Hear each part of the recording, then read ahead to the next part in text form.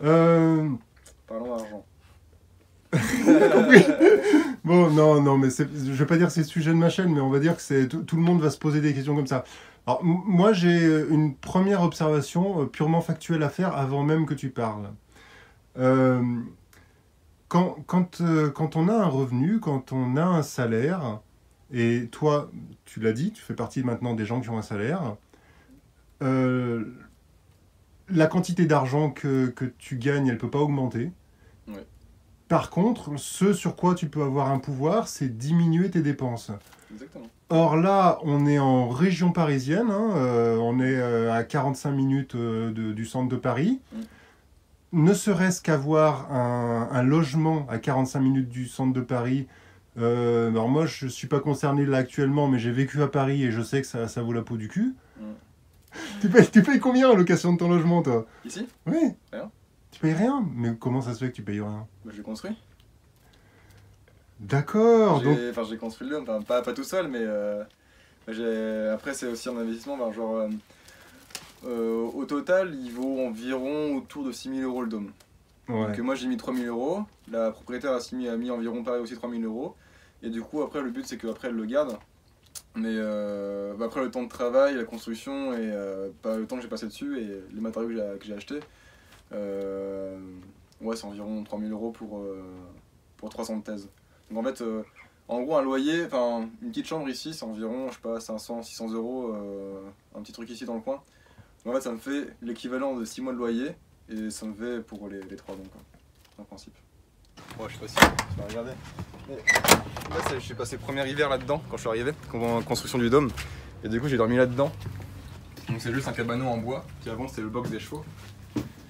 Et ouais, j'ai dormi là-dedans pendant tout un hiver. Ok, et tu te Et, chauffais avec quoi? Rien. Ok, J'ai oui, pas- toi t'as l'habitude, toi. Ouais, non, non, après, il n'y a pas de chauffage, c'est pas isolé, il y a des trous et c'est vachement humide par rapport au lac, par rapport à la rivière. Il y a toute l'humidité de l'hiver qui vient là-dedans, il n'y a pas de fenêtre, donc ça chauffe jamais, c'est toujours humide. Et ouais, là, c'était pas terrible, enfin, j'ai un peu douillé, donc pour dire franchement. Donc, ton premier poste d'économie, en fait, c'est que tu vis en région parisienne, mais là, actuellement, t'as plus de frais de logement du tout. Non, et bah, c'est ça qu'en fait, quand tu achètes ton truc ou quand tu construis ton truc, c'est toujours enfin, c'est toujours mieux.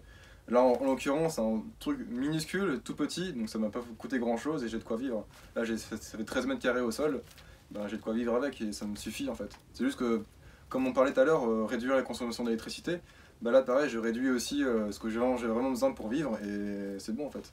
On a construit un truc qui c'est largement suffisant comme un studio étudiant et j'ai tout. J'ai pas le confort moderne, mais j'ai le confort autour quoi. Pouvoir être à côté de la nature avec des jardins à côté. Voilà, en fait, t'as pas besoin de grand chose. Enfin, moi, en tout cas, j'ai pas besoin de grand chose. Et j'ai réduit ces besoins-là pour être autonome de ces manières-là. Mais il y a combien de gens, en fait, autour, ici, pour vrai? Si tu comptes, enfin, je pense qu'on est autour un peu moins de 10. Ok. Mais 8, 9, je dirais. Je dirais ils sont plus indépendants. Moi, je suis un peu mixte parce qu'en fait, je suis indépendant, mais j'ai pas de loyer parce que du coup, j'étais un peu dans le jardin et j'ai Ouais. aussi construit le dôme. Donc ça fait, j'ai un peu payé aussi ma dette, on va dire. Donc voilà. Là, ici, vous voyez? Ouais. Et ce qui est bien en fait, je suis totalement autonome, enfin pas totalement autonome, mais je suis vraiment indépendant par rapport au reste de la maison. Si j'ai pas envie de voir les gens, je vais ici et je suis tranquille. Ouais. C'est ça qui est bien. Donc je dois pas des choses à d'autres personnes en fait. Donc, du coup, le logement, c'est la première dépense des Français. Mm. Toi, tu dépenses pas là-dedans, Non. de frais de logement. Est-ce que tu dépenses des frais d'électricité? Non, bah, j'ai pas de facture. J'ai Et pas. voilà, tac, y a pas ça. L'électricité, vous voyez, ça, ce sont les frais d'électricité de Jacob, et ça, ce sont ses frais d'eau, et ça, ce sont ses frais de chauffage. Là, vous avez ses frais de logement, et là, juste à côté, vous avez ses frais de nourriture avec le pêcher et le petit jardin qui est à côté. Et pour le transport, tu aurais pu montrer le vélo parce que je prends pas les transports en commun, j'ai pas de voiture, je prends juste mon vélo, pas d'essence à payer, pour quelques réparations de temps en temps, mais j'ai pas de facture, j'ai pas de loyer, j'ai rien du tout, et tout coup, quasiment tout l'argent que je gagne avec mon salaire, bah, je mets quasiment tout de côté. Alors peut-être que je dépense, peut-être on va dire 200 € par mois pour faire plaisir. Pour faire plaisir, pour aller aller peut-être sur Paris ou pour prendre le train de temps en temps, pour aller ailleurs ou voir de la famille ou acheter 2-3 trucs qui font plaisir, mais sinon en fait je mets pas mal d'argent de côté en fait. C'est bien, t'as un pont-levis. Tu sais, si tu te fais attaquer, tu soulèves le pont-levis là comme ça, tac. Et les ennemis ils peuvent pas passer. Ouais. En fait, vous savez pas quand vous voyez les vidéos de Jacob, mais il est protégé, regardez, il a des douves avec un pont-levis. J'ai aussi les bernaches là-bas qui sont un peu les tours de garde. Ouais, ça c'est vicieux comme animal. Ça. Ouais, c'est pour ça. Du coup, bienvenue chez moi dans le potager, dans voilà. la partie du dôme. Je vous ouvre les portes. Ouais, donc là c'est l'hiver, donc il n'y a pas beaucoup de culture, mais comme tu vois, il y a pas mal de choses qui sont comme gardées. Ouais. C'est vachement intéressant, ça c'est de l'ail éléphant, ce qui ressemble au poireau là. Et c'est de l'ail perpétuel. Donc en fait, ça pousse tout seul et ça fait des rejets et ça repousse plein de fois.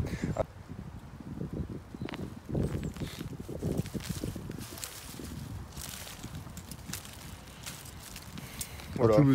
Et donc tu as un bulbe et donc tu bouffes ça? Ouais, c'est ça, c'est la partie blanche là. Elle est pas très gros là.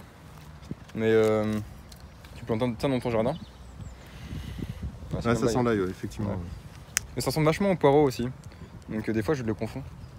Tu peux me dire ce que tu fais pour l'électricité? Ouais, j'ai un panneau solaire qui est juste devant là. Il est pas surélevé, ouais. devant l'escalier. Tu ouais. peux voir tout à l'heure si tu veux. Non, mais enfin, on est à côté donc.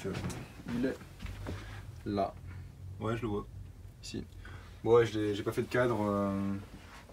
Il a fallu que je fasse un truc un peu mieux. Mais pour l'instant, bon, il fonctionne comme ça. Bon, ça le fait. C'est un 150 watts. Puis après, les batteries sont sous le bureau. Tu peux voir. Deux batteries AGM.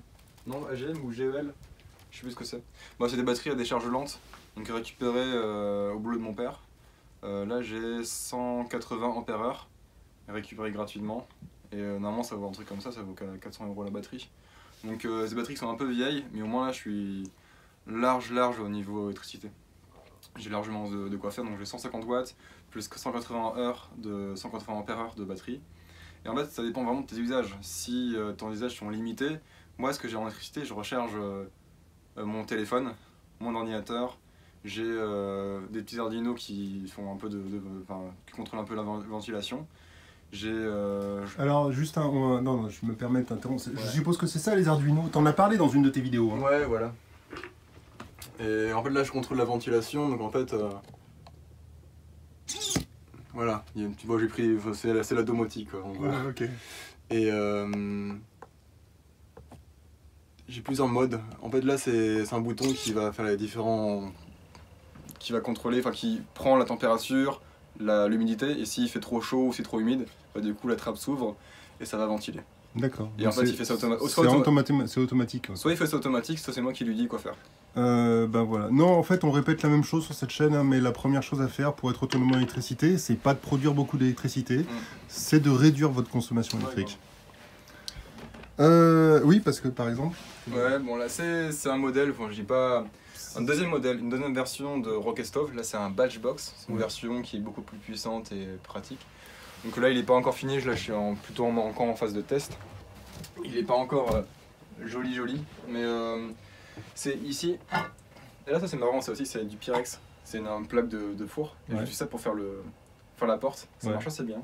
Donc il faut encore que j'arrive à voir comment est-ce que je fais l'ouverture et tout. Mais du coup là j'ai un gros foyer.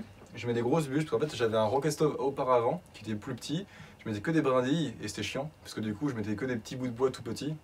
Et là je mets des grosses bûches, donc j'ai pas à fondre le bois, j'ai juste à scier, et je mets des bûches de 30 cm dedans, ça les brûle super vite, ça chauffe à haute température, et en fait après j'ai une cheminée interne en béton réfractaire, qui après il ressort quasiment en dessous de la plaque d'égout à ce niveau là. La plaque d'égout c'était du coup je l'ai trouvée. Et ça accumule pas mal de chaleur. Ça chauffe aussi, je peux mettre aussi des casseroles, des marmites. Là j'ai mis une théière. Du coup j'ai plusieurs, là j'ai chaud, là j'ai moins chaud, là j'ai tiède. Donc je peux faire de la cuisine avec. Et après je vais aussi faire un truc. J'ai envie de mettre un chauffe-eau. Donc j'ai mis ici en fait j'ai un serpentin en cuivre que j'ai déjà mis à l'intérieur. Il faut juste faire les raccords. Et j'ai du coup une entrée d'eau froide et une sortie d'eau chaude. Ici donc il faut juste que je mette un bidon d'eau avec connecté au serpentin en cuivre, et comme ça j'aurai en plus de l'eau chaude pour refaire la vaisselle, me doucher, des trucs comme ça. Et en plus cette fois ça fera aussi une masse thermique, donc en fait l'eau va chauffer, et le temps qu'elle refroidisse, bah, du coup ça va donner de la chaleur, restituer la chaleur pendant plusieurs heures. Okay. Donc franchement j'aurai beaucoup de masse, un gros feu, cuisine, chauffage, chauffe-eau. Et c'est tout ce que j'ai besoin en fait ici.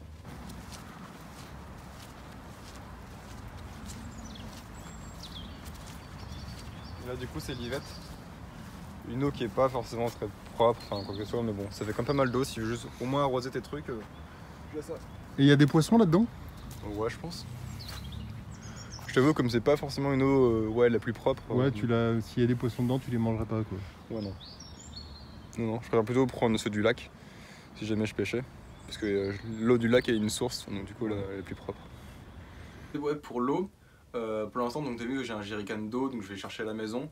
Parce que là, c'est une eau qui est potable. Bon, moi, je sais que c'est les normes du coup de l'État, et au moins, ça, pour boire, je fais vraiment comme ça. Donc j'ai 15-20 litres, un truc comme ça, j'ai récupéré tous les 2 semaines. Donc pour ça c'est safe. Et après pour le reste, genre pour l'eau intermédiaire, pour pour les douches, pour faire la vaisselle ou un usage X ou Y. Ça du coup je vais chercher dans une eau, pas directement celle du lac, mais plutôt un endroit qui est alimenté. En gros c'est une sorte de source qui est un peu plus haut.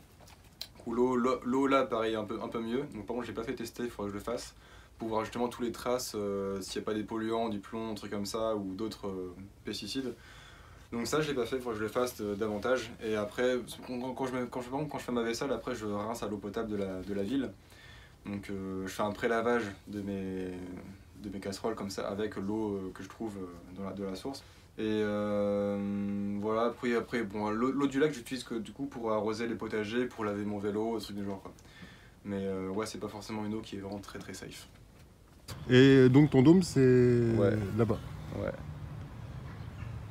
Le jardin il fait tout compris, il fait pas loin de 2 hectares, un peu moins. Le terrain ouais. Il fait 2 hectares, ouais. Ouais.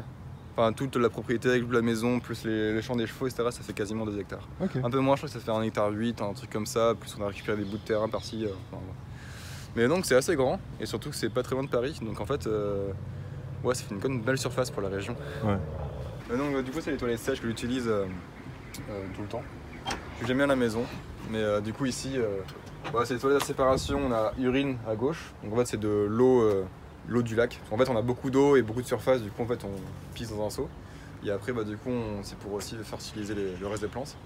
Et après à droite c'est les toilettes sèches, enfin c'est tous les selles, on sépare. Enfin, du coup il y a 2 seaux, il faut se déplacer, il faut juste le savoir. Et après ben, des copeaux, etc. Donc moi je fais toujours dedans, après je les mets dans un compost spécial pour ça. Et voilà. Les toilettes sèches du coup sont collectives pour l'ensemble de la communauté. Il n'y a pas de toilettes sèches individuelles dans chaque habitat individuel? Non, après il n'y a pas beaucoup de gens à dormir vraiment dehors, surtout en cette période l'hiver. Ouais. Mais en fait qui veut utiliser, utilise. Et moi je me suis dit ben, j'ai plus envie d'utiliser soit la douche ou la toilette dans la maison. Donc je suis toujours à l'extérieur, je fais prendre ma douche et tout ça à l'extérieur. Après qui veut prendre peut prendre, hein, mais les gens ils aiment bien le confort généralement, donc il y a pas mal de gens qui ils aiment pas trop les toilettes sèches comme ça. Ok. Bon. Bref, moi j'aime bien. Ok. Je trouve ça confortable, je préfère même. C'est un choix. Voilà. Donc en fait ce que je fais, c'est que par exemple toi la marmite que j'ai ici là, bah, je me suis fait un plat de lentilles il y a quelques jours. Et du coup quand je l'ai fini après je mets de l'eau pour faire un pré-lavage. Ouais, enfin un pré-lavage, je rince, enfin je lave comme ça. Ouais. Et après avec de l'eau potable je vais la rincer. Parce que dans cette eau là, il y a plein de merde, enfin il y a. C'est pas. Tu m'étonnes. Est-ce qu'il y a plein de merde dans cette eau boueuse? Ouais.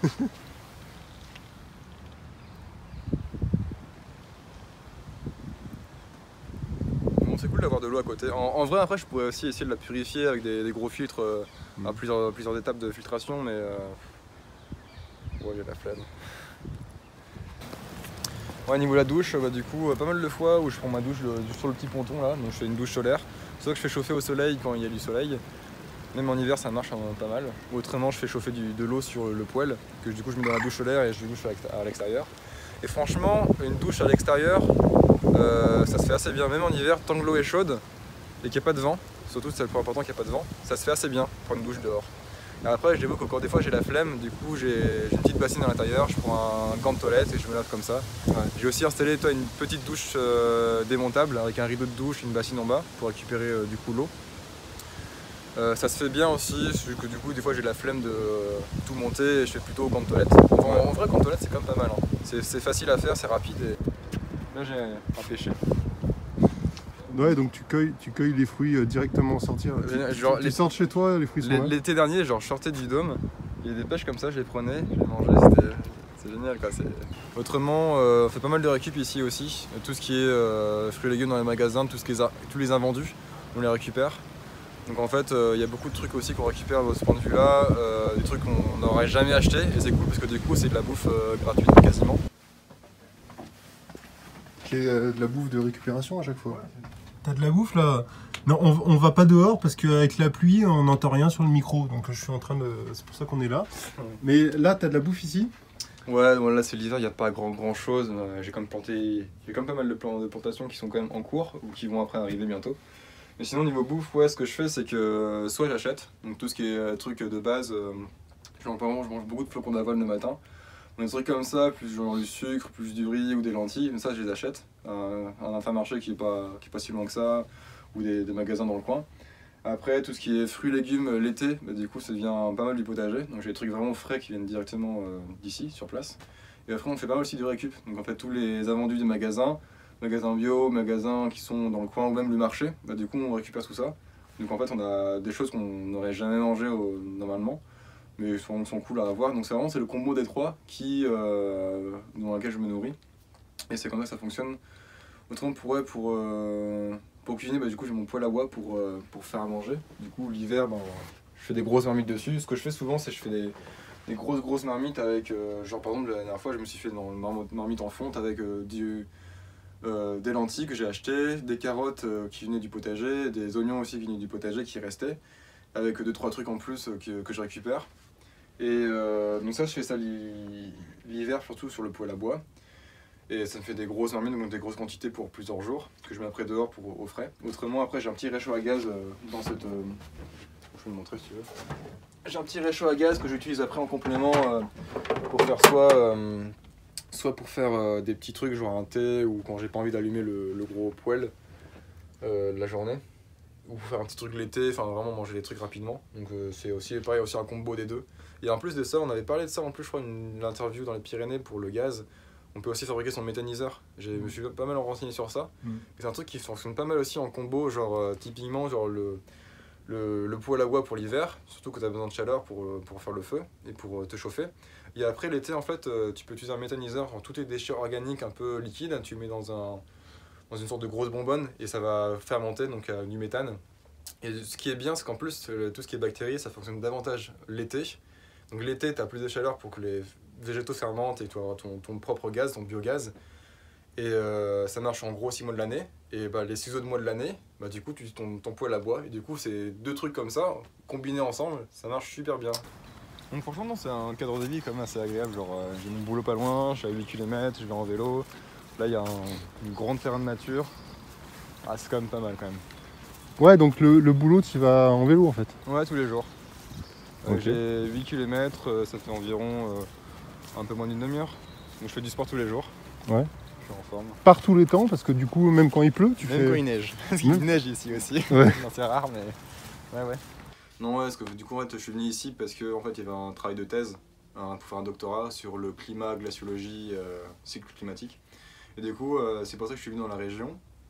Et donc en fait, j'ai trouvé un coin, enfin Vallée de Chevreuse, c'est pas très loin de Paris, c'est assez boisé et tout. Donc en fait, je peux prendre le vélo tous les jours, je travaille à Saclay, donc c'est un laboratoire sur le climat.